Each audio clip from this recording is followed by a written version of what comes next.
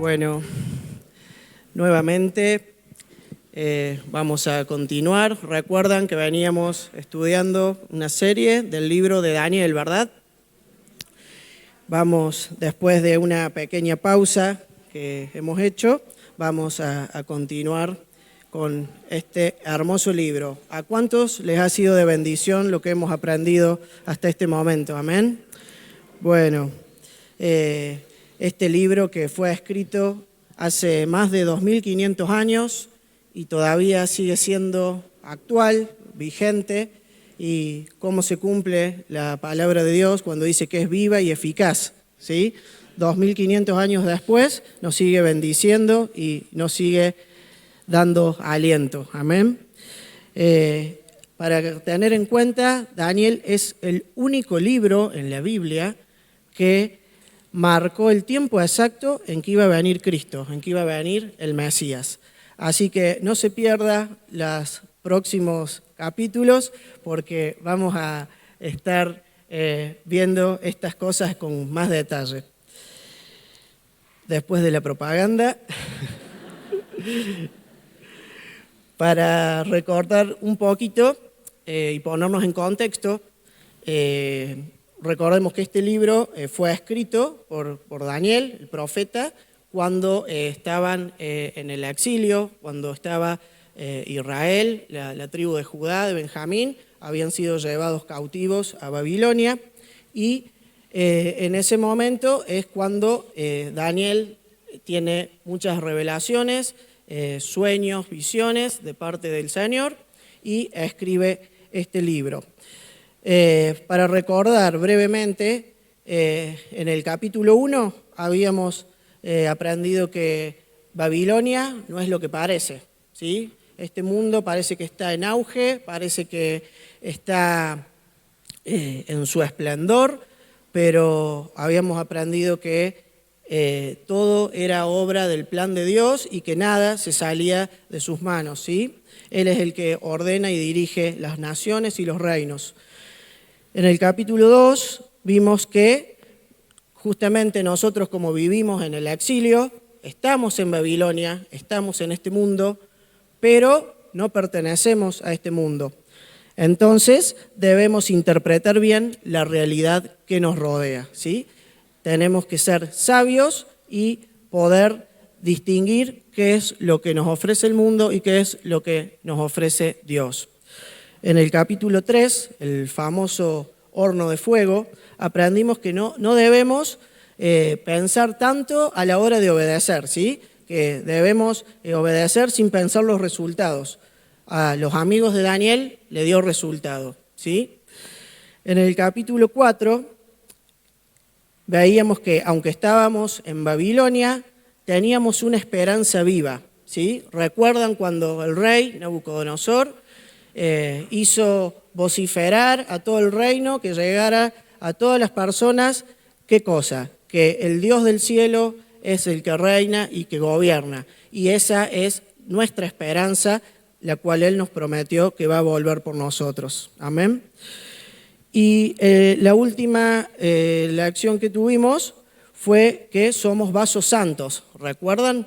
Estamos en Babilonia, pero tenemos que estar atentos porque Dios te puede usar, Dios te puede llamar a servirle a su propósito en cualquier momento. Y es nuestro deber estar listos, preparados e íntegros para que Él nos pueda usar. Amén. Bueno, el capítulo 6 no lo vimos, pero es muy conocido, quizás una de las historias más famosas de la Biblia, donde es Daniel en el foso de los leones, ¿sí? Pero hasta ahí hemos visto, esa es toda la parte histórica, que se denomina parte narrativa del libro de Daniel, donde se cuenta la historia, las cosas que vivió Daniel, pero ahora vamos a entrar en los últimos 6 capítulos y cambia el rumbo de este libro. Ya no es más histórico, sino que pasamos a la parte profética, ¿sí? Desde el 7 hasta el capítulo 12, que son esos capítulos que tiene este libro, nos muestra todas las visiones que Daniel tuvo, las visiones que Dios le dio para dejarnos a nosotros como qué era lo que el objetivo de este libro, dar ánimo a su pueblo, ¿sí? Y ¿se acuerdan la frase que hemos aprendido? A pesar de las dificultades,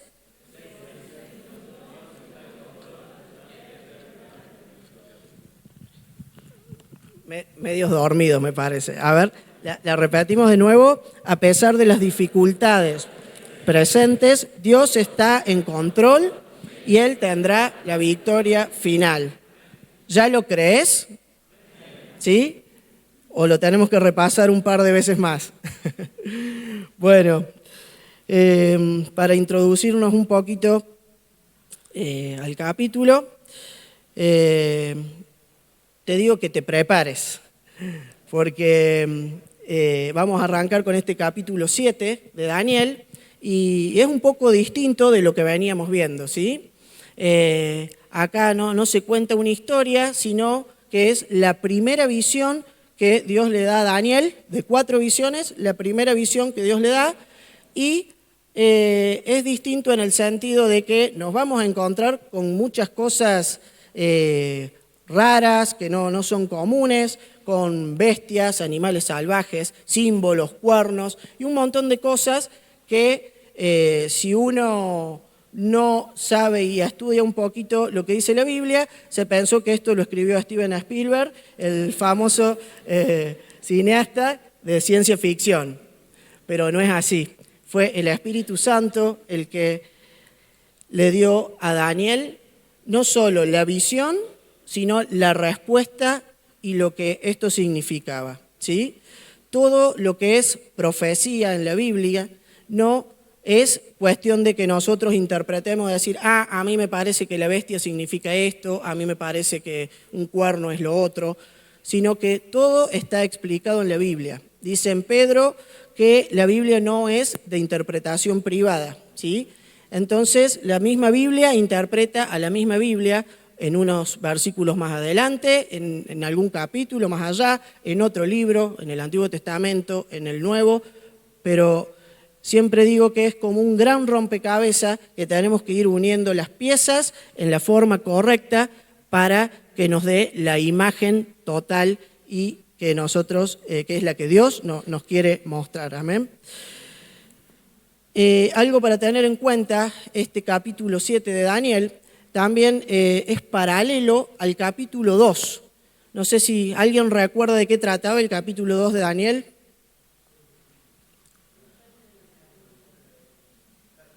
La estatua, exacto. La visión, el sueño que tuvo Nabucodonosor. ¿Se acuerdan que había visto una gran estatua, una figura humana, con las distintas partes de su cuerpo que eran de distintos materiales, ¿sí? De oro, los brazos y el pecho de plata, el muslo y el vientre de bronce, las piernas de hierro y los pies una mezcla de barro y hierro. Ya vamos a ver qué significan todas estas cosas. ¿Por qué será que se vuelve a repetir un tema? Porque si Dios ya lo había dado en el capítulo 2, ¿por qué se repetirá en el 7? Y en el 8 se vuelve a repetir. ¿Será que cuando Dios habla algo es importante, verdad? Pero cuando Dios repite o reitera algo es porque es muy importante y Él está interesado en que nosotros lo sepamos y que nosotros lo aprendamos, ¿sí? Vamos a ver la importancia en la profecía que tienen estos 2 capítulos porque forman el esqueleto de toda la profecía. Todo lo demás que vayamos viendo, la venida de Cristo, la tribulación, el arrebatamiento, todas las demás cosas, todo encajan y están englobados dentro de este esqueleto que es Daniel 7. Para introducirnos, dice en los primeros 3 versículos, Daniel da una presentación, dice que es lo que vio en su visión, y nos dice que nos da la fecha exacta en que fue en el que él tuvo esta visión. Con esto vamos a ver, dice que fue en el primer año del reinado del rey Belsasar, ¿sí? Belsasar significa que Baal proteja al rey. Fíjense que todos los nombres babilónicos eran alusivos. Nabucodonosor también hablaba del dios Nabu, y así todos esos prefijos hacían alusión a todos sus dioses que tenían. Vamos a ver con esto también que a partir del capítulo 7 ya estos capítulos no están en orden cronológicos, ¿sí? Vamos a retroceder a situarlo entre el capítulo 4, que habíamos terminado con Nabucodonosor, y el capítulo 5. ¿Se acuerdan? Que fue cuando vino la derrota de Babilonia, que justamente este rey Belsasar cae y fue tomado el imperio. Aproximadamente, dice, el primer año del reinado de Belsasar, lo podemos corroborar en un libro de historia, fue en el 553 a.C., aproximadamente. Y bueno, Daniel para esa época ya era una persona mayor, tenía aproximadamente unos 70 años. Comenzamos, el versículo 2 dice: miraba yo en mi visión de noche y he aquí que los 4 vientos del cielo combatían en el gran mar, y 4 bestias grandes, diferentes, la una de la otra, subían del mar. Media rara la visión, media rara, pero bueno, sintéticamente Daniel está diciendo que del mar ve subir a 4 bestias y que combatían en los vientos. Si nosotros no entendemos lo que significan un poquito estos conceptos, nos va a costar mucho poder entender la visión. Cuando habla de las bestias, como recién hablábamos de la estatua, el capítulo 2 y en el capítulo 7, si ustedes ven el título, dice la visión de las 4 bestias, ¿sí? Ustedes recuerdan que todas esas partes de la estatua habían representado distintos imperios, ¿sí? Y estas 4 bestias vienen a representar estos mismos imperios, nada más que Dios brindó una mayor cantidad de detalles en este capítulo, ¿sí? Hizo como un zoom en la cámara y nos da un montón de detalles y cosas que nos van enriqueciendo y complementando esto. Estas 4 bestias entonces representan a estos imperios, ¿sí? Que suben del mar.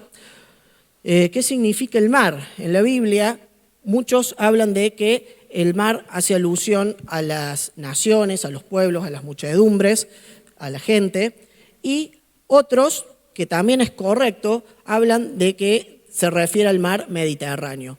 Y en definitiva está bien, porque estos 4 imperios que surgieron, que ya ahora los vamos a ver, los vamos a desarrollar un poquito, estos 4 imperios salieron de la orilla del mar Mediterráneo, ¿sí? Y bueno, esto de los 4 vientos, que dice que combatían los 4 vientos, la palabra original es ruaj, que significa justamente viento, aliento, espíritu, y esto simboliza los poderes espirituales, esa batalla espiritual que agitaban a estas naciones o a estos imperios en esa época, dentro de lo que era la región del Mediterráneo. Y también nos muestra cómo Dios es el organizador, el planificador de todos estos sucesos, de todos estos imperios que se fueron sucediendo, hasta que tiene la potestad de hacer caer a unos y hacer levantar a otros, dice la palabra. Bueno, vamos a ir a ver, entendiendo un poquito el contexto, vamos a ver la primera bestia. En el versículo 4 dice: la primera era como león y tenía alas de águila. Yo estaba mirando hasta que sus alas fueron arrancadas y fue levantada del suelo y se puso enhiesta, en otras versiones dice en sus 2 patas traseras, sobre los pies a manera de hombre, y le fue dado corazón de hombre. Ahora, imaginemos un poquito un león con alas, una figura media rara, que sabemos que no es real. Yo por lo menos nunca vi un león con alas, no sé ustedes. Y vemos en el capítulo 2, dijimos que era la estatua, y está enfocado desde el punto de vista del hombre. Una figura humana compuesta por distintos materiales que son de valor para el hombre. El oro, la plata, el bronce, el hierro, son materiales que son valiosos para el hombre, ¿sí? En cambio, en este capítulo 7, Dios le muestra a Daniel que ya no es del foco o del punto de vista humano, sino le muestra cómo Dios ve a estas naciones y a estos imperios en este detalle. Y estamos hablando de que son bestias, animales salvajes, y es así como Dios ve a las naciones y a los imperios, como sanguinarias, como devoradoras, que se devoran, se comen unas a otras, ¿sí? Esa es una gran diferencia entre estos dos capítulos. Entonces, estamos hablando de un león. ¿Quién me puede decir qué características tiene un león? La melena, depredador, sí. Fuerza. ¿Qué más? Velocidad.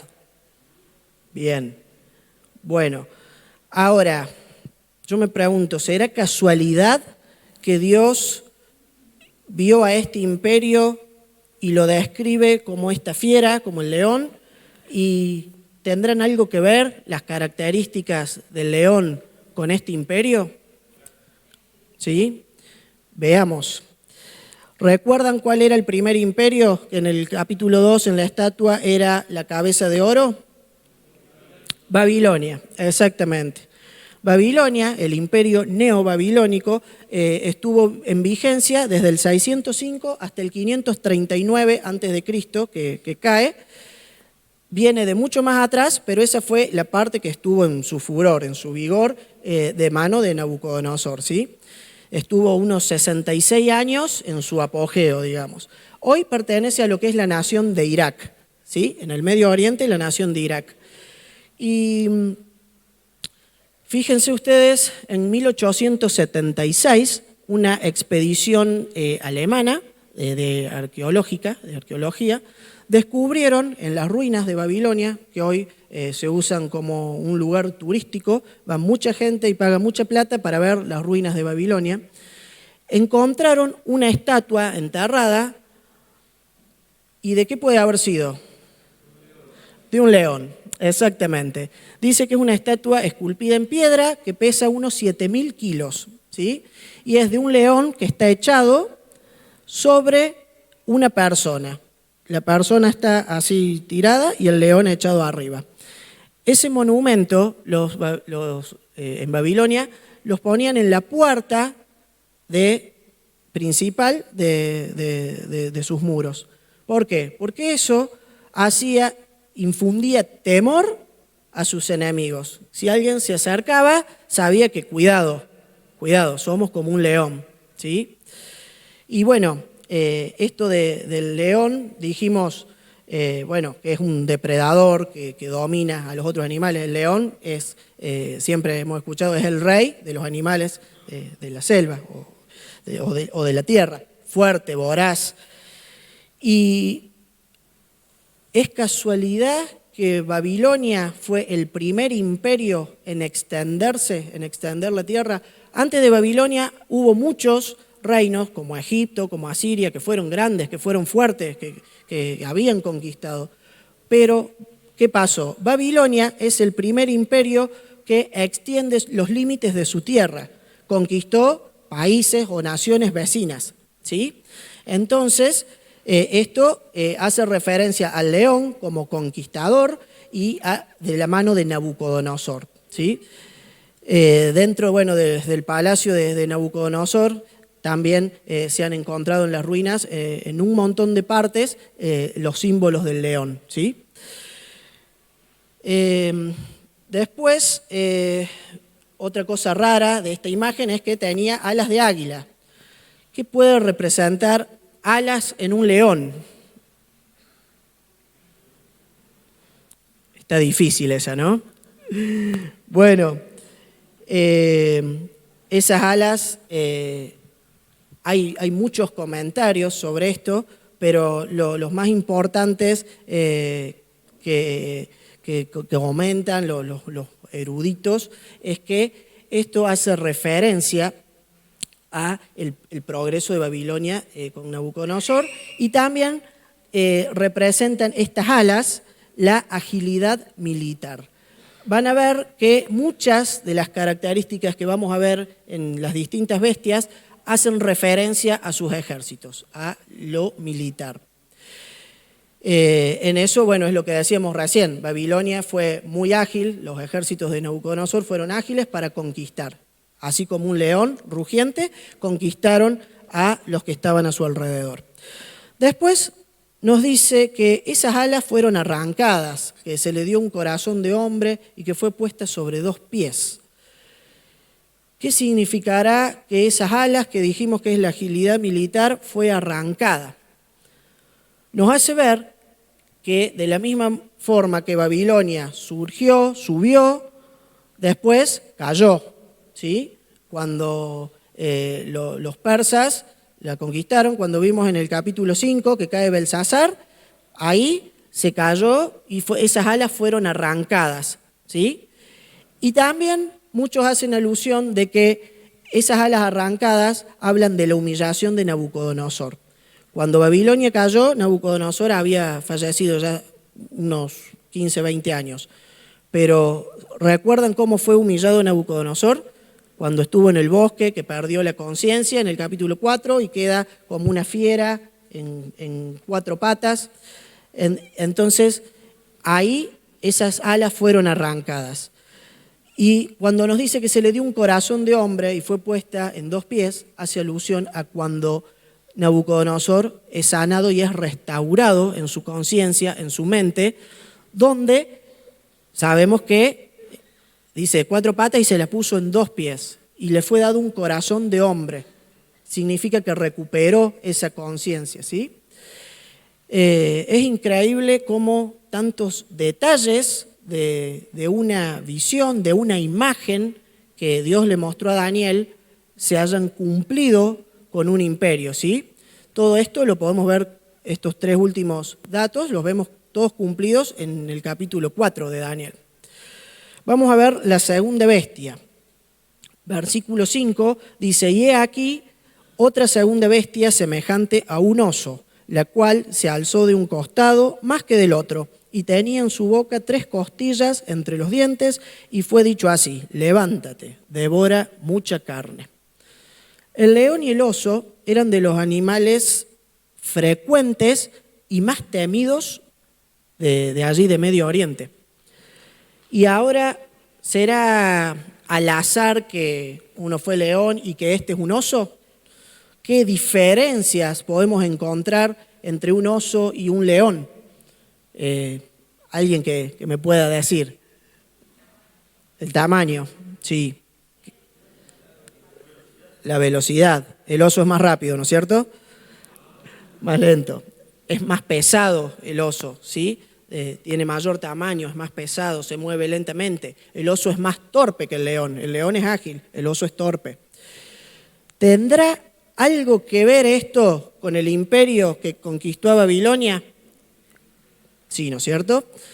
Este imperio son los medo-persas que, como dijimos, en el 539 derrotan a Belsasar. Recordamos cómo se metieron por el río y esa noche cae el imperio babilónico y empieza a ejercer la influencia en el mundo dominante de aquel entonces, el imperio medo-persa, desde el 539 hasta el 331 que cayó. Fíjense, fueron muchos más años que estuvo en vigencia, unos 208 años. El oso es más grande que el león, ¿sí? Si nos remontamos a la actualidad, lo que era Persia, hoy es la nación o el país de Irán. Babilonia, Irak y Persia, Irán. En 1935 se le cambia el nombre de Persia a Irán, ¿sí? Si nosotros comparamos esto con el capítulo 2, es acorde a los brazos y al pecho de plata de la estatua, ¿sí? El imperio medo-persa. Y fíjense qué curioso, en el capítulo 8 también se describe y se profundiza aún más este imperio. Es denotado o se lo caracteriza como un carnero que tiene dos grandes cuernos, ¿sí? Hablando del poder. Bueno, dijimos de la parte militar. ¿Qué características del oso tendrán que ver un poquito con este ejército de los medo-persas? Dijimos que era muy grande y justamente si por algo se destacaba el ejército de los medos y de los persas, no era por su agilidad, no era por su astucia militar, por sus estrategias, sino que era un ejército absolutamente gigantesco. Tal así como el oso aplastaba a sus enemigos por su fuerza, porque los doblegaba por la cantidad de soldados que tenía para invadir a los reinos aledaños. Fíjense que dice que ese oso estaba ladeado de un costado o se levantaba de un costado. Esto se refiere a que con el correr del tiempo los medas y los persas son una alianza de dos reinos. Pero fíjense cómo ya estaba profetizado en la Biblia de que uno de ellos iba a ejercer mayor influencia y dominio sobre el otro. Tal lo fue así que Persia fue mayor y dominó a Media. En el capítulo 8 nos habla que ese carnero, que tenía dos cuernos grandes, uno de los cuernos creció en mayor tamaño. ¿No es exacta y complementaria la palabra de Dios? Es maravilloso ver cómo esos detalles, con tantos años de anticipación dados, porque esto pasó muchísimos años después de que ya no estaba más Daniel, ¿sí? Entonces, vemos cómo se cumplió a la perfección la palabra. Ahora, imagínese usted el oso con 3 costillas en la boca. ¿Qué puede significar eso? Es algo que está comiendo, sí. Es que está devorando, justamente. Un imperio que devoraba a sus víctimas, a sus países que estaban cerca de ellos, sus enemigos. Y esas 3 costillas representan a 3 grandes reinos que conquistó Persia. En el 546 conquistaron el reino de Lidia, 539 dijimos a Babilonia, que es el más conocido, y en el 525 a Egipto. O casualidad, en el capítulo 8 habla de que ese carnero embestía en 3 direcciones. ¿Será casualidad? ¿Por qué en 3 y no en 4? Tenemos norte, sur, este y oeste. Porque de una dirección es la que venían ellos. Y las otras 3 representan estos reinos, que justamente uno estaba al sur, uno al norte y otro al poniente o al oeste. Y bueno, después le dice, levántate y devora mucha carne. Dios le ordena a Persia que se levantara, que conquistara muchas más naciones. Y esto lo podemos ver concretado en el libro de Esther, que aunque en la Biblia está antes, cronológicamente corresponde a después de la época de Daniel, donde dice en los primeros versículos del capítulo 1 que este imperio dominaba desde Etiopía, que está en África, hasta la India, casi la otra punta de Asia, miren si era grande, dominaba sobre 127 provincias. Esas provincias hoy podríamos decir que son muchos países, ¿sí? Muchos países. Ahora, si nosotros lo traemos esto un poquito a nuestros días,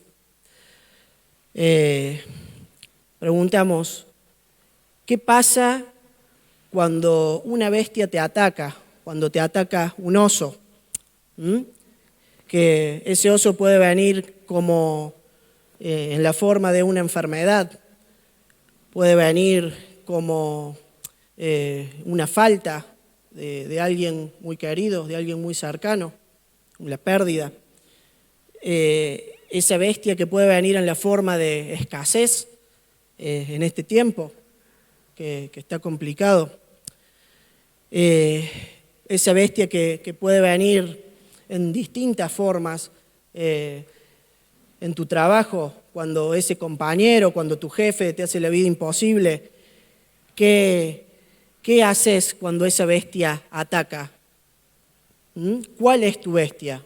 Pone tu situación en ese lugar. Y justamente como venimos hablando en este libro, que es para dar ánimo al pueblo, ¿no te da ánimo el saber de que Dios sigue siendo el mismo? Que el Dios de Israel es el mismo Dios que tenemos nosotros hoy aquí. ¿No te da confianza el saber que todo lo que pasa en tu vida está bajo su control? Que Dios es soberano, que Dios es fiel, que nada escapa de sus planes. ¿No te hace tener una esperanza nueva el saber esto? Dios es el que pone reyes y el que quita reyes, dice la palabra, ¿sí? Y lo que promete, Él lo cumple. Y nuestra esperanza es que nos dejó escrito en su palabra de que Él va a regresar por nosotros, ¿sí? De que Él nos va a venir a buscar, de que nos va a hacer suyos, ¿sí? Que en el cielo vamos a ser recompensados y que después vamos a volver como su iglesia, como su pueblo, junto con Él, a reinar en la tierra, ¿sí? ¿Qué es una necesidad, una enfermedad o una situación que es triste, que es dura, que hay que atravesarla, pero que es momentánea? ¿Qué es esa situación al lado de la eternidad de Dios? Dios había dicho que Israel iba a estar cautivo, ¿cuántos años en Babilonia? 70 años. ¿Y en cuántos años se cumplió eso? En 70. Lo que Dios dice se cumple. Y vemos la infalibilidad de las Escrituras, que lo que dice se cumple con absoluto detalle y en el tiempo preciso que Dios lo dice, ¿sí? Nosotros no vamos a salir de su plan se sigue aplicando, ¿sí? Porque nosotros tengamos un problema, una situación, el mundo sigue girando. Nos hace ver que nosotros no somos los más importantes, sino que somos parte de ese plan de Dios. Así que confío en Dios por más de que la bestia ataque. Confío en Dios por más de que ese oso me venga a devorar. ¿Sabes por qué? Porque ninguna bestia, ningún oso, ningún enemigo nos puede tocar sin el permiso de Dios, ¿sí? Entonces, esa es nuestra seguridad. A pesar de las dificultades presentes, Dios está en control. Y Él tendrá la victoria final. Amén. Vamos a ver la tercera bestia en el versículo 6.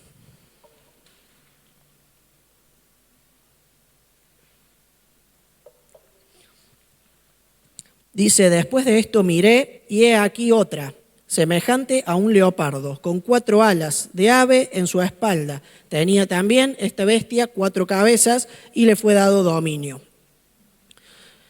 Creo que esta podía ir a Jurassic Park directamente. Creo que es una de las bestias más raras, pues estábamos hablando de un oso, de un león, pero un leopardo con 4 cabezas, un leopardo con 4 alas. La verdad que uno entiende cómo Daniel quedó aterrado de esto, porque me imagino que uno hoy se ríe, pero debe haber sido aterrador ver esa imagen, ¿sí? Y a ver, como hemos descrito a las demás, ¿qué características tiene un leopardo? Rápido, ágil, velocidad, sí. ¿Qué más? Agilidad, bien. Las manchas. Es sigiloso, astuto. Es depredador también, muy bien. Este imperio concuerda muy bien las características con el imperio griego, que fue el que sucedió a Persia, ¿sí? Nunca perdamos de vista que todo esto que estamos viendo es la visión de Daniel en el capítulo 7, donde nos muestra la sucesión cronológica o los distintos imperios que estuvieron desde la época de Daniel hasta la segunda venida de Cristo. ¿Sí? ¿Ya vino Cristo? No. Entonces hay cosas que todavía no se han cumplido, pero no nos adelantemos que ya lo vamos a ver. En el capítulo 2 habla del imperio griego como el vientre y el muslo de bronce. ¿Sí? Y en el capítulo 8 dijimos que Persia era un carnero, pero acá Grecia está representado como un macho cabrío. El carnero es el macho de la oveja y el macho cabrío es el macho de la cabra, como lo dice. También se dice cabrón. No se ría, pero así es como se dice correctamente. Bueno, dice que este macho cabrío tenía un cuerno notable en medio de la frente, un cuerno grande, ¿sí? Y esto corresponde a quién fue el griego más conocido. Alejandro Magno, exactamente, Alejandro Magno, que fue uno de los mayores estrategas y de los mayores en lo que fueron los imperios.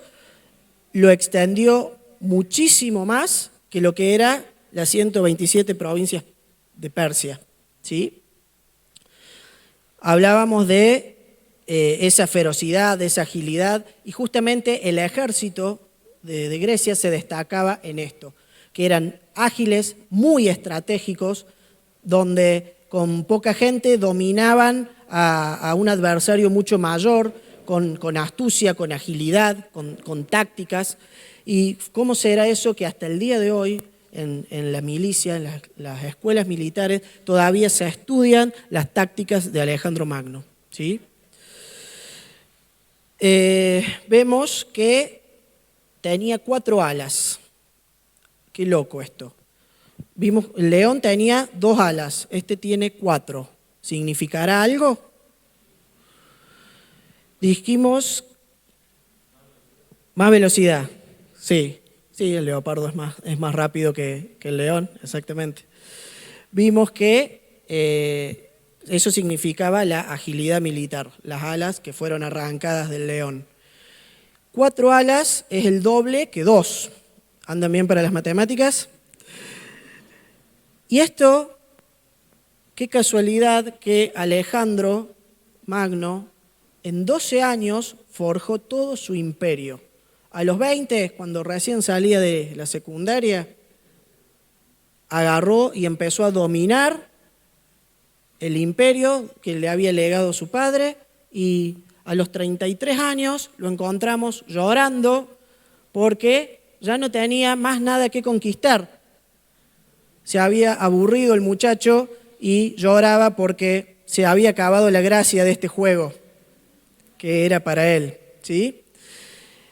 Y qué casualidad, 2 alas, 4 alas, en menos de la mitad del tiempo, el leopardo conquistó más del doble de territorio que el león, ¿sí? Todo el territorio que conquistó Alejandro Magno fue muchísimo mayor que el que había conquistado Nabucodonosor. Fíjense, hasta esas cosas cómo caracterizan y se van cumpliendo en la palabra, y cómo la historia corrobora la Biblia, y no al revés. ¿Sí? Este es un dato lindo. Fíjense, en la batalla de Arbela, que fue cuando Alejandro Magno derrota a Darío, el persa, y conquista al Medio Persia en el 331 a.C., hay extensísimos libros escritos de estos hechos, y fíjense que con solamente un ejército de 30.000 soldados derrotó a uno de 600.000 soldados. ¿Sí? Eran 20-1, 20 persas contra un griego, y así lo derrotaron. ¿Será porque eran muy bien entrenados, porque eran los mejores? Tenían mucha astucia. Pero ¿quién se le dio a esa astucia? ¿Quién permitió ese suceso? ¿No era Dios el que estaba orquestando ese plan? ¿No era Dios el que lo había diseñado y se lo entregó en sus manos? Dice que estando en su mayor fuerza, en el capítulo 8, ese macho cabrío, aquel gran cuerno fue quebrado. Inesperadamente, a los 33 años, Alejandro Magno, una noche, muere. ¿Y qué hacemos con el semejante imperio que tenemos para gobernar? Hace referencia que este leopardo tenía 4 cabezas. A mí me asombra el ver la exactitud de la profecía cuando Alejandro Magno no deja un legado, no deja un descendiente y empezó una revuelta donde ese imperio quedó dividido entre sus 4 capitanes. ¿Escucharon bien? Es 4. ¿Sí? 4 cabezas le salieron al leopardo, 4 capitanes. Ptolomeo quedó con la región de Egipto, Casandro, la región de Grecia y Macedonia, Lisímaco en Turquía, Seleuco en Siria y Palestina, todo lo que es el Medio Oriente. Y estas cabezas son paralelas en el capítulo 8, dice que a ese macho cabrío, cuando se le quebró ese cuerno notable, le salieron 4 cuernos. Es tremendo. La conexión que tiene la Escritura, la certeza y la precisión es realmente algo que Dios solamente puede haber diseñado y dejado escrito para nosotros. ¿Para qué? Para darnos ánimo. ¿Sí? Lo último que dice es que se le dio dominio. Dice que, justamente fueron dominando el mundo antiguo, se impuso militarmente a otros reinos. Y lo más importante de todo es que, seguro que lo hemos estudiado en el colegio, en el secundario, ¿qué pasó? Grecia impuso su cultura y su idioma a la mayor parte del mundo conocido de ese entonces. Eso se conoce como la helenización. ¿Sí? Hasta eso no es un cabo suelto, porque el Señor ya lo tenía preparado. Usted sabe que el Nuevo Testamento se escribió en griego. La Biblia está escrita en 3 idiomas. En hebreo, la mayor parte, el Nuevo Testamento en griego, y una parte, justo algunos capítulos de Daniel, confírmame, Ariel, en arameo, exactamente. Pero bueno, lo vamos a leer en castellano por las dudas, no se preocupe. Pero fíjense que esto no fue una casualidad, porque en los primeros años de persecución, cuando la iglesia se dispersa, fue el medio que Dios utilizó para esparcir su evangelio. Y hoy nosotros podamos tener la palabra de Dios escrita acá en los distintos idiomas, pero salió de ahí. ¿Sí? Bueno, vamos a ver la 4ª bestia. Después de esto, miraba yo en las visiones de la noche, y he aquí la 4ª bestia espantosa y terrible y en gran manera fuerte, la cual tenía unos dientes grandes de hierro que devoraba y desmenuzaba, y las sobras hollaba con sus pies. Era muy diferente de las otras bestias que vi antes de ella, y tenía 10 cuernos. Mientras yo contemplaba los cuernos, he aquí que otro cuerno pequeño salía entre ellos, y delante de él estaban arrancados 3 cuernos de los primeros. Y he aquí que este cuerno tenía ojos como de hombre y una boca que hablaba grandes cosas. Con esta la terminamos de completar. Era tan fea y tan indescriptible que ni siquiera tenía comparación con otro animal. Vimos un león, vimos un oso, vimos un leopardo, pero ¿esto qué es? No es nada. ¿Cuál fue la contraparte en el capítulo 2? Las piernas de hierro tocan, ¿sí? Veníamos con una cabeza, con un cuerpo, pero las piernas son 2. ¿Será casualidad que esto corresponde al Imperio Romano y que el Imperio Romano antiguo, y después se dividió en Oriente y en Occidente? Uno con capital en Roma, otro en Constantinopla, la Turquía actual, lo que hoy es la ciudad de Estambul, una de las ciudades viejas en el mundo. ¿Y cómo se corresponden estos detalles de la estatua? Y cómo esto También nos hace ver que el Imperio Romano Antiguo fue uno de los más crueles, de los más despiadados. Como decíamos, lo vimos en la época de Jesús y después con las primeras persecuciones, con Nerón, los emperadores, los césares.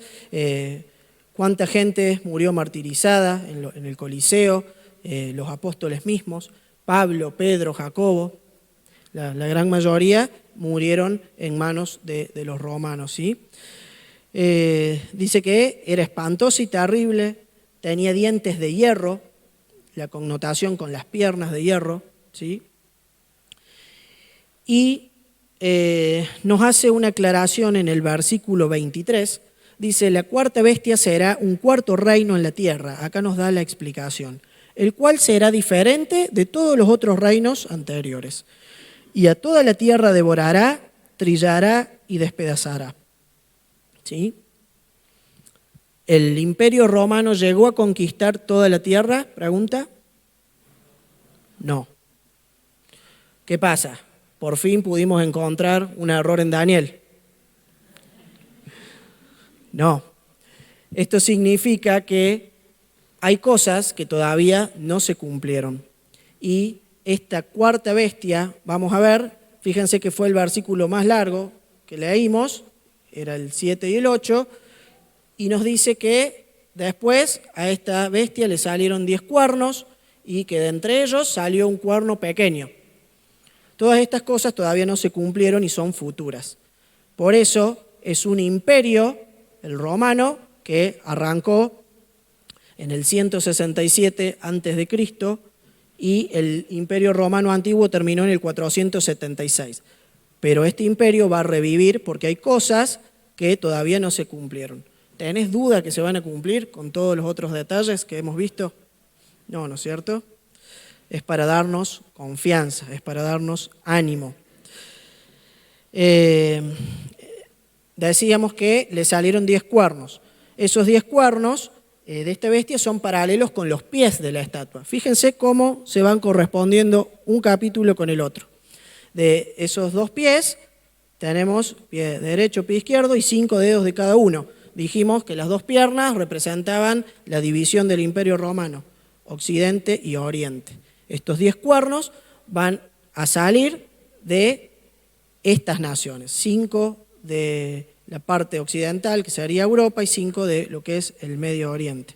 Y van a formar una confederación de 10 naciones, de 10 reyes, que su objetivo es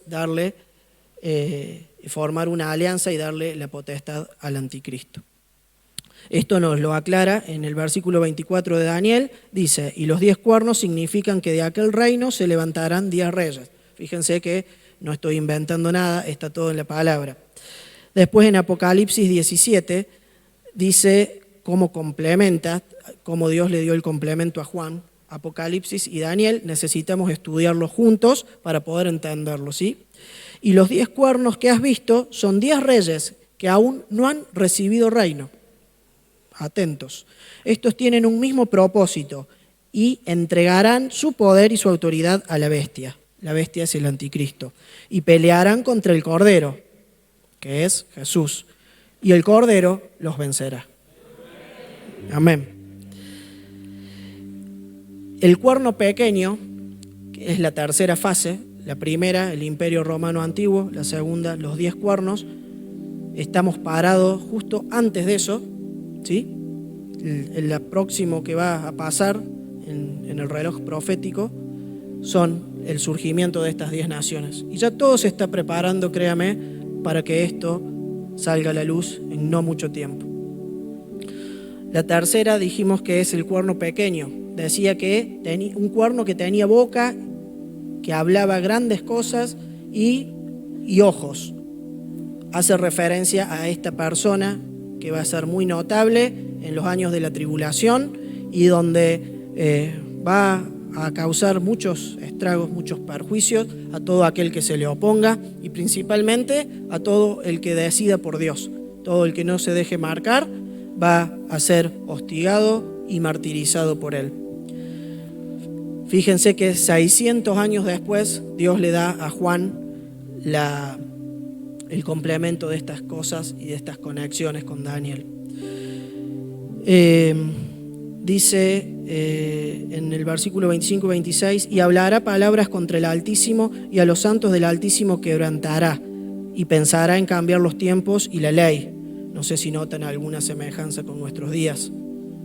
Se quieren cambiar los tiempos, se quiere cambiar la ley en contra de la familia, en contra de la vida, ¿sí? Eso significa que no estamos tan lejos, ¿sí? Falta poco para esto.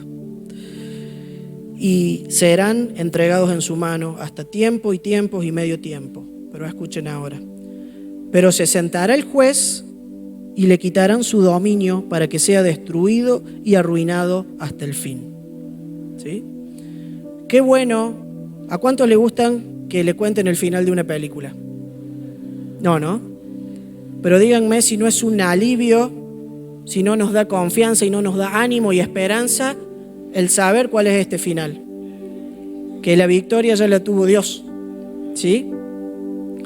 Que sabemos que la tribulación va a ser un tiempo difícil, que va a ser un tiempo complicado, donde va a haber mucha persecución, mucha matanza. Y cuántas veces esto, a veces uno piensa y pareciera injusto, ¿no?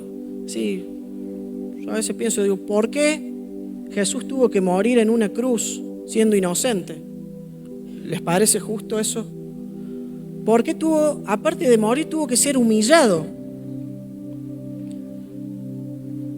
Lo escupieron, le pusieron una corona de espinas, se burlaron de él, rasgaron sus vestiduras. ¿Era necesario eso? Creo que nosotros lo hubiéramos pensado de otra manera, ¿no? Ahora,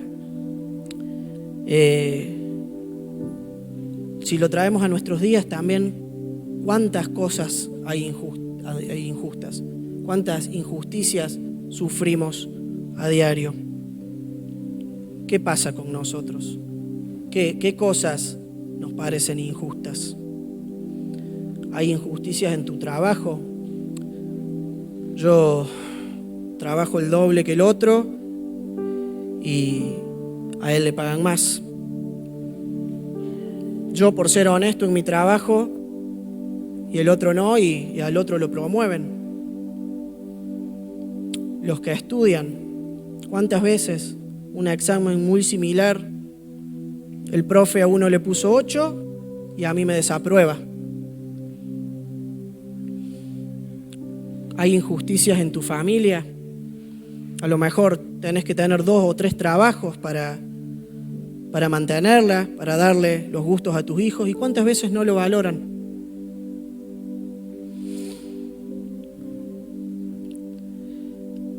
Hay injusticias, hay muchas.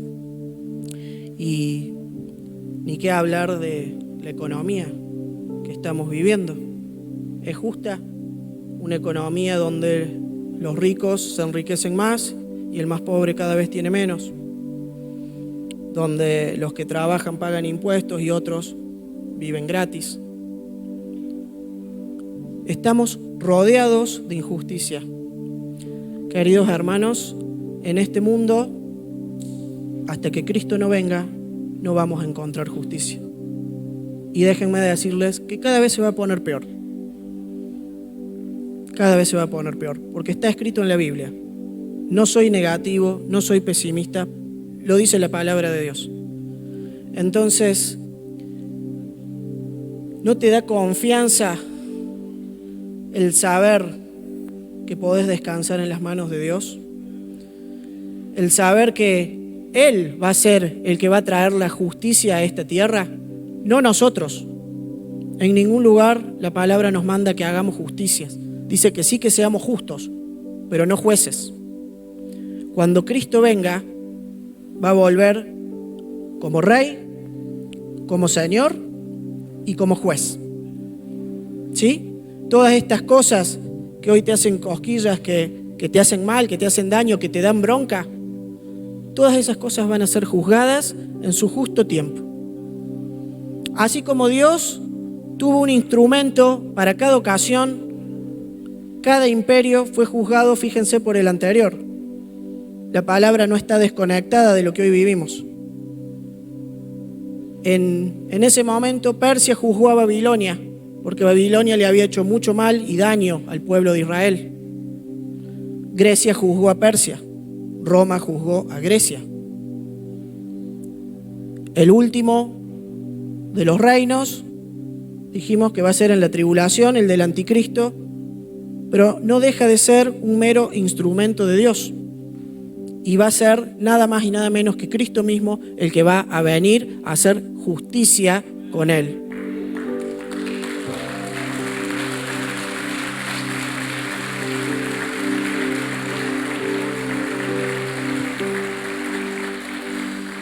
$200 años antes, Isaías ya había escrito en el capítulo 45, mi ungido Ciro, hablando del rey persa, al cual tomé por su mano derecha para sujetar naciones. Yo pienso que en ese momento Ciro se puede haber creído grande, puede haber creído que él había conquistado, que había extendido un imperio, pero no dejaba de ser un títere. Era un instrumento en las manos de Dios. ¿Sí? Entonces, ¿por qué no ver esa injusticia que vos sufrís a diario, en el trabajo, en tu casa, que Dios la permite para algo? ¿Sí? Muchas veces hacemos mal en preguntarnos ¿por qué me pasa esto? Cuando la pregunta correcta que tenemos que hacer es ¿para qué me pasa esto? Señor, ¿cuál es tu propósito? ¿Qué es lo que vos querés enseñarme con esto que estoy atravesando? ¿Qué es lo que me querés mostrar? Dice la palabra que somos metidos al horno de fuego, y ya lo creo.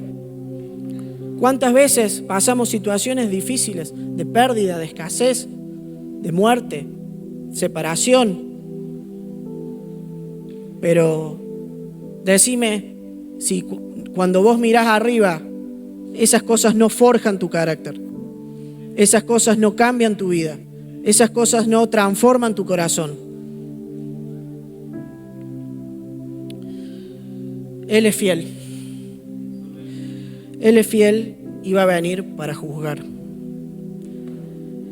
Que todas esas cosas no nos hagan dudar del carácter de Dios, ¿sí? Que todas esas cosas nos hagan ver que Él es misericordioso, pero también es justo. Que Él es paciente, pero también es juez. Que no nos hagan perder de que Dios no deja de ser amor. Dios no deja de ser paciente, pero es justo. Ninguno de sus atributos se contradice, queridos hermanos. Todos se complementan. De la misma forma que cuando retamos a uno de nuestros niños, ¿somos malos porque lo disciplinamos? No, lo hacemos porque lo amamos. Y de la misma forma, muchas veces recibimos esa disciplina de Dios porque nos ama. Porque es justo, pero también es amor. ¿Sí?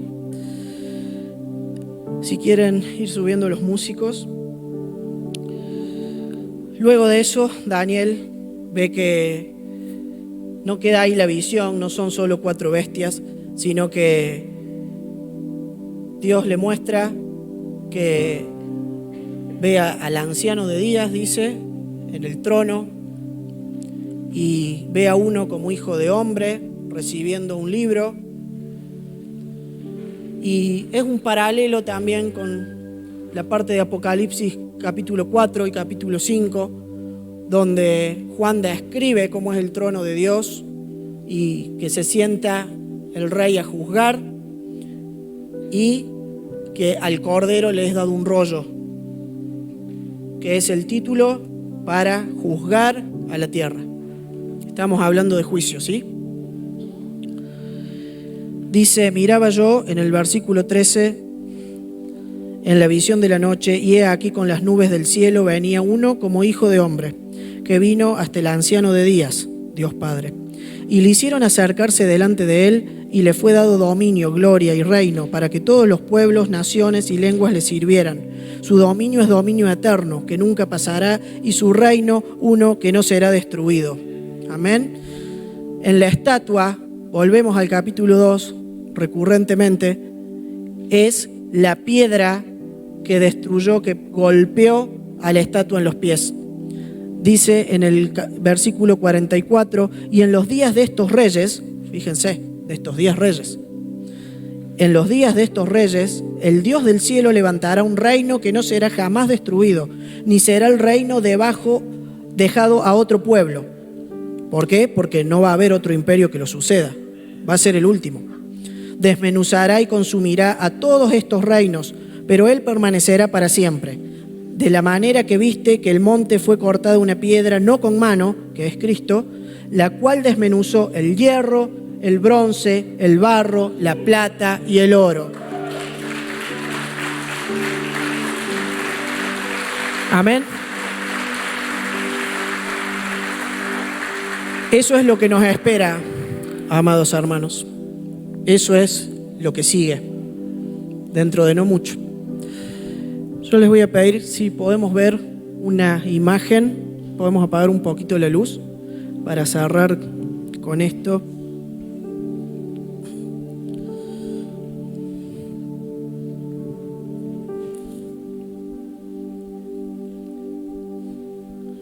No sé si alcanzan a ver. ¿Qué es eso? Un reloj de arena. Y fíjense que le quedan muy pocos granitos de arena. ¿Sí? Eso también significa que estamos en los últimos tiempos. Estamos en los últimos días. Ahora, esto, ¿en qué nos cambia conocer esta verdad hoy? ¿En qué nos cambia? ¿A qué nos lleva el conocer la verdad de la palabra? Sabemos que en el reloj profético de Dios, como dijimos, están quedando los últimos granos, ¿sí? Y esto nos tiene que llevar a reflexionar. ¿Nos vamos a seguir preocupando por las cosas innecesarias de esta vida? ¿Nos vamos a seguir preocupando por las cosas comunes? Todavía queda tiempo. Quedan unos granos. Estamos a tiempo de cambiar el rumbo de nuestra vida. Estamos a tiempo de dejar de pensar un poquito en nosotros y empezar a pensar un poquito en los planes del Padre. Quiero que reflexionemos qué es lo que nos lleva a no hacer lo que tenemos que hacer.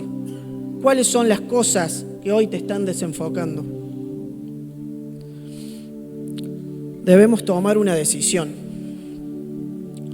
¿Seguir viviendo una vida para nosotros? ¿O comenzar a interesarnos por los planes del Padre? ¿Sí? Así como Mefiboset fue invitado a la mesa del rey, eso significaba una intimidad, porque no todos se sentaban a la mesa del rey.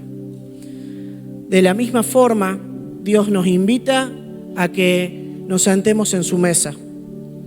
Dios nos invita a que nos sentemos para compartir sus planes, porque Dios no comparte sus planes a cualquiera. Dios comparte sus planes solamente a sus íntimos. Dios comparte sus planes solo a sus hijos. Y vos me podés decir en esta mañana, pero estoy alejado. Pero así como el hijo pródigo, te digo que todavía queda tiempo. Que estás a tiempo de poder volver y sentarte a esa mesa. Y no solo para que puedas conocer los planes, sino para que puedas conocer al Rey. También me podés decir, pero yo ni siquiera soy hijo. Y si no sos hijo, también te digo, todavía tenés tiempo. Estás a tiempo de aceptar a Cristo como tu Salvador, tomarlo como tu Señor y arrepentirte de tus pecados. Y sentarte también a la mesa del Rey. De nada nos sirve conocer los planes del Rey si no nos vamos a interesar por ellos. Es mero conocimiento. Saber de la bestia, saber del cuerno, de lo que va a pasar, lo que va a suceder, en qué orden, los datos históricos, no nos sirven de nada si no conocemos a ese Rey. Porque aparte de revelarnos esos planes que Él tiene para nosotros y para la humanidad, la intención principal de Dios es que lo conozcas, es que lo conozcamos, es que podamos tener un mayor entendimiento de Jesús, que podamos tener una mayor revelación de su palabra, una mayor revelación de su persona. Es por eso que Dios no nos obliga a nada. Dios no te obliga a sentarte en la mesa, pero sí deja la silla vacía. Está vacante, es para vos. ¿Cómo no vamos a dar gracias por su palabra? ¿Cómo no vamos a dar gracias por todo lo que Él nos da, por su inmenso amor? Porque hasta esto tenemos que verlo como el amor de Dios en que nos muestra y nos comparte sus cosas. No somos unos simples títeres, unos desconocidos, sino que Él nos ha mostrado y nos ha dejado escrito todo lo que Él consideró que era suficiente para que nosotros sepamos, ¿sí? Y es por eso, Padre, que te pedimos en esta mañana que nos ayude Jesús. Porque sabemos que no nos es basta solo con nuestra intención de querer cambiar. ¿Cuántas veces hemos intentado una y otra vez el cambiar nuestra forma de ser, nuestro carácter, nuestra forma de vida, las cosas que hago que me avergüenzan? Y sabemos, Señor, que es porque nosotros no podemos. Sabemos que si tu Espíritu Santo no hace la obra en nosotros, nada podemos hacer. Y no hay forma de que nuestra vida sea transformada si no actúas vos. Y te damos gracias por eso, porque nosotros no somos héroes. Te damos gracias porque tú eres el que nos formó y tú eres el que nos da el querer como el hacer, dice tu palabra. Y es por eso que te bendecimos y te pedimos, Señor, que nos permitas cambiar por tu misericordia, que nos permitas que nuestro corazón sea transformado, Señor, a uno como el tuyo, para que podamos llegar a ser como tu estatura, como dice la palabra, para que podamos acercarnos cada día más a ti. Yo no sé en este tiempo qué es lo que el Señor te puede estar hablando, pero si Él te está hablando, oílo. Acordate que todavía hay tiempo. Yo no sé si te está llamando a que cambies algo, a que dejes algo, a que hables con una persona, a que hagas algo, no sé. Solamente vos y Dios saben qué es lo que Él está tratando en tu vida hoy. Pero anhelo, Padre, que esta imagen del reloj quede grabada fuertemente en nuestros corazones, Señor. Que siempre nos recuerde de que todavía queda tiempo. Todavía queda tiempo. Queremos tener más y más entendimiento y revelación de tu persona, Señor.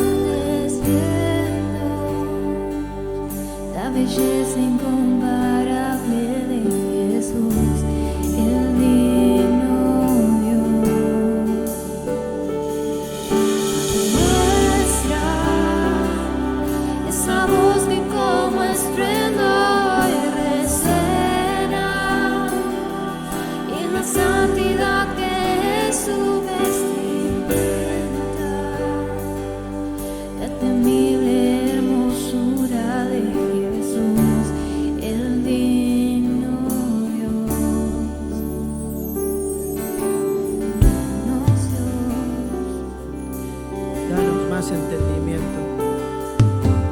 Danos un mayor entendimiento de Jesús. Así como Daniel vio a uno que parecía hijo de hombre, que recibía el reino. Esa expresión, hijo de hombre, es una figura mesiánica que se aplica a Jesús en el Nuevo Testamento y que siempre hace alusión a su segunda venida. Y dice en la palabra que el Hijo del Hombre no vino para ser servido, sino para servir y dar su vida en rescate por muchos. Que en Él tenemos redención mediante su sangre y el perdón de nuestros pecados. Él nos libró del dominio de las tinieblas y nos trasladó al reino de su amado Hijo, para redimirnos de toda iniquidad y purificar para sí un pueblo para posesión suya, esto es, la iglesia. Y como Cristo amó a la iglesia y se entregó a sí mismo por ella para santificarla, a fin de presentársela a sí mismo una iglesia gloriosa, que no tuviese mancha ni arruga, ni cosa semejante, sino que fuese santa y sin mancha. Todo eso es lo que Cristo hizo cuando dio su vida en la cruz por vos. Murió por nosotros, quitó nuestros pecados, sacó la iniquidad, nos libró de la culpa, para hacernos una iglesia gloriosa, una iglesia sin mancha, una iglesia sin arruga. Y es para eso que nos preparamos, es para eso que vivimos, es para lo que fuimos diseñados, para ser una iglesia gloriosa para Él, para darle gloria y honra con nuestras vidas. Te damos gracias, Padre, por el ánimo, por la confianza, por la esperanza, Señor, que nos da tu palabra. Te damos gracias porque te esperamos, Señor, ansiosos para poder calmar nuestras expectativas, y sabemos que queda poco tiempo, pero también sabemos, Señor, que te estamos esperando y que nos estamos preparando, Señor. Queremos que nos vengas a buscar, Padre. Te esperamos fervientemente. Queremos ser recompensados con la corona de los que aman tu venida, Señor. Queremos ser recompensados por eso, porque sabemos que cuando tú estés aquí, todo va a cambiar. Las injusticias, no va a haber más bestias que ataquen, no va a haber más maldad, no va a haber más cosas que lastimen tu vida. Entonces, es por eso, Señor, que te anhelamos, que te esperamos, y principalmente porque te amamos y queremos estar junto contigo, Señor.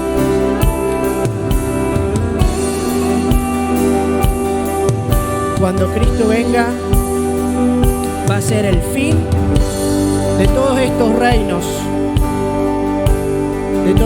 reinos humanos. Él va a ser la piedra que va a poner fin a esto. Pero el fin de algo siempre implica el comienzo de otra cosa. Y te damos gracias, Señor, porque va a ser el comienzo de una nueva era, de tu reinado aquí en la tierra con tu iglesia, Señor. Gracias te damos porque nos preparamos para eso, anhelamos eso, Señor. Te damos gracias porque es el tiempo que esperamos y sabemos que dentro de no tanto tiempo esto se va a cumplir, porque si en tu palabra está escrito, tú nos has dado la fe para que nosotros lo creamos. Y sabemos que todo lo que vos dijiste se cumplió. Es por eso que nosotros no dudamos que esto se va a cumplir.